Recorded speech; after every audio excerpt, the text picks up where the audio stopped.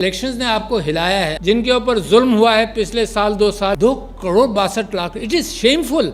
मुझे शर्म आती है, अफ्रीका के अंदर ऐसे ममालिक नहीं है। मैंडेट दिया गया है। बिस्मिल्लाहिर्रहमानिर्रहीम। अस्सलाम वालेकुम नाज़रीन इकराम। आरिफ अलवी ने तकरीर के दौरान इंतहाई जज्बाती अंदाज में क्या कुछ कहा, डिटेल में आपको बताते हैं। पहले आप ये वीडियो देखिए, फिर इस पर डिटेल में बात करते हैं। जिस वक्त वो ये फैसले कर रहे थे कि ये जवाल हो रहा है, क्यों? उसकी वजह यह है कि आप इलीट हैं, आपको पता ही नहीं कि क्या हो रहा है। आपको ये नहीं मालूम कि नीचे क्या हो रहा है। कौन हिलाकर आपको बताएगा? इन इलेक्शंस ने आपको हिलाया है। आई होप आप हिले हो। लोगों ने आवाज़ मार मार कर, चीख चीख कर कहा है कि प्रायोरिटीज़ दूसरी हैं। प्रायोरिटीज़ वो नहीं है जो ये हुकूमतें आपके ऊपर थोप रही हैं। प्रायोरिटीज़ वो हैं जो अवाम चाहते हैं। 2,62,00,000। It is shameful. मुझे शर्म आती है। अफ्रीका के अंदर ऐसे ममालिक नहीं हैं। आप पाकिस्तान के अंदर, और ये आप समझते हैं पाकिस्तान नीचे से तेल निकल आएगा, बन जाएगा, ये पॉलिसीज़ बन जाएंगी जो आप बता रहे हैं, इससे पाकिस्तान ठीक हो जाएगा? कंटिन्यूटी ऑफ पॉलिसी से ठीक हो जाएगा?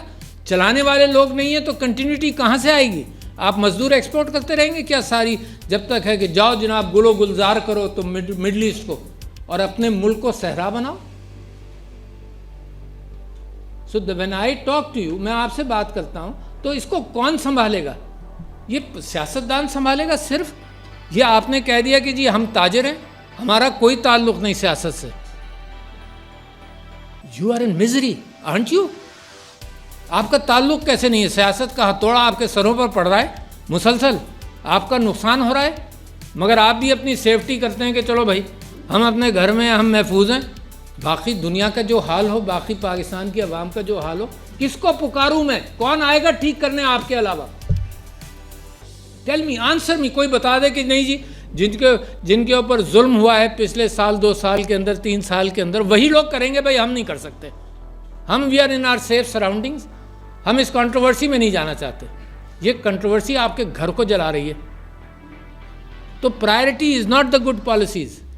Priority is not the fact कि कंटिन्यूटी हो जाए पॉलिसीज़ का। प्रायोरिटी इज़ कि करेगा कौन, चलाएगा कौन, ये प्रायोरिटी है। और इस वक्त मैंडेट दिया गया है, और अगर आप उस मैंडेट को रिकग्नाइज नहीं करेंगे तो यहाँ खराबाई बढ़ता चला जाएगा। Don't hope for anything unless you recognize the people of Pakistan. Don't hope for anything.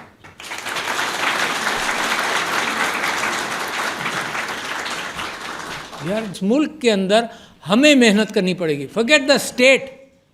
Yo her cheese state की जिम्मेदारी से, आपकी जिम्मेदारी है गेट गुड पीपल इलेक्टेड। आपने कर लिया है ना, but the next step is make sure they get elected, है ना? क्यों?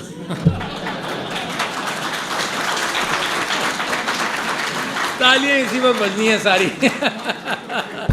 I am aware of that, है ना? तो मैं आपसे ये कह रहा हूँ कि देखो, उसके साथ साथ फिर ये जो सॉल्यूशंस मैंने आपके सामने रखे, उसके अंदर एक विन विन सिचुएशन आपको बताना चाहता हूँ। मगर मैं समझता हूँ पाकिस्तान का सबसे बड़ा प्रॉब्लम कि नंबर 1 कि ये नौजवान माशाअल्लाह जिन्होंने वोट दिया, और अभी किसी ने सब ने खूब तालियां बजाई कि उनको ये भी नहीं पता था कि उनसे सिंबल भी ले लिया गया है। मगर हर घर के अंदर शायद मुश्किल से किसी ने गलती की होगी, सब ने वोट भी दे दिया, इसके बावजूद के सिंबल भी ले लिया, है ना? बंदे भी उठा लिए गए, मगर उसके बावजूद उसने बंदे तलाश करके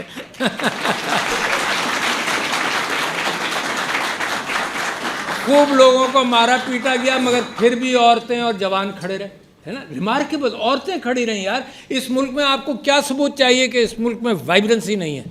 द बेस्ट सोल्यूशन।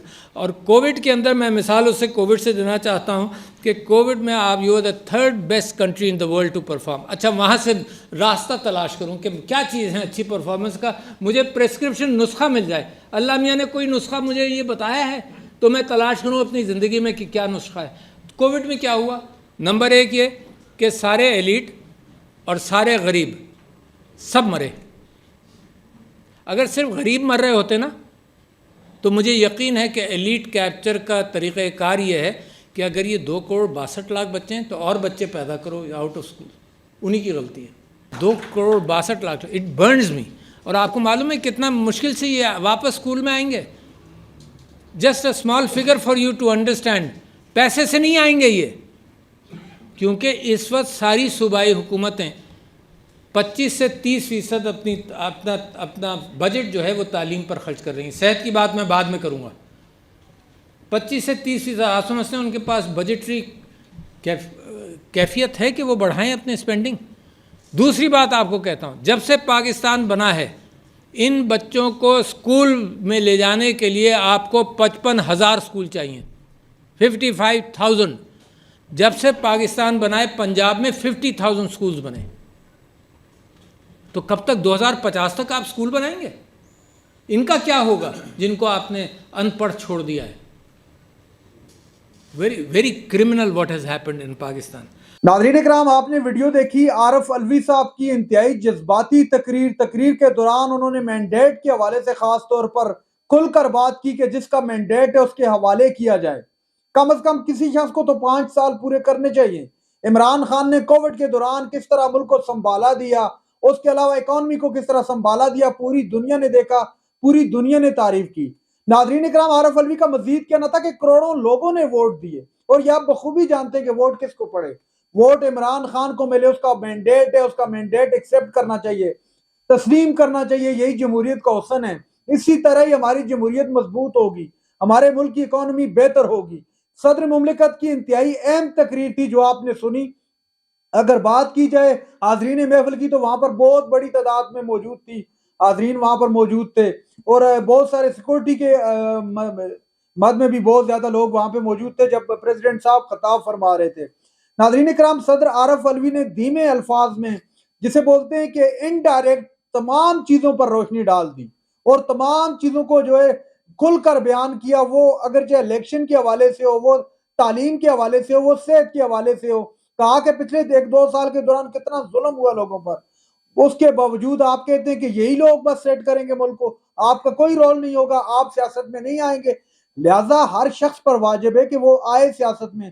सियासत में सिर्फ 2 ही शख्स नहीं आते। इमरान खान इस बारे में बात करते हैं कि 2 ही शख्स सियासत में नहीं आते, एक खुद गर्ज, दूसरे बुज़दिल लोग। चूंकि उनको अपनी पड़ी होती है, सिर्फ उनमें मैं होती है, वो कभी अपनी कौम का, अपने लोगों का, अपने मुल्क का कभी नहीं सोचते। और जो शख्स अपनी कौम का, अपने मुल्क के बारे में नहीं सोचता वो सबसे बड़ा मुनाफिक होता है। और जो शख्स अपने मुल्क और अपनी कौम के बारे में सोचता है वो किसी भी कुर्बानी से दुरेग नहीं करता। इस वक्त इमरान खान पाकिस्तान के लिए, पाकिस्तान की कौम के लिए, पाकिस्तानी अवाम के लिए इस वक्त पाबंद सलासिल है। और आपने देखा कि किस तरह दिन महीनों में और महीने जो है घंटों के अंदर तब्दील होते होते इमरान खान को कहां ला के खड़ा कर दिया। वो इमरान खान जो आज से 2 साल कबल मुल्क के पाकिस्तान का वज़ीर आज़म था, आज वो पाकिस्तान का एक मुजरम है और वो जेल में बंद है। नाज़रीन इकराम, ये थी आज की हमारी वीडियो। चैनल पर जो है चैनल को सब्सक्राइब कर लेंगे वीडियो तक के लिए। अल्लाह हाफिज।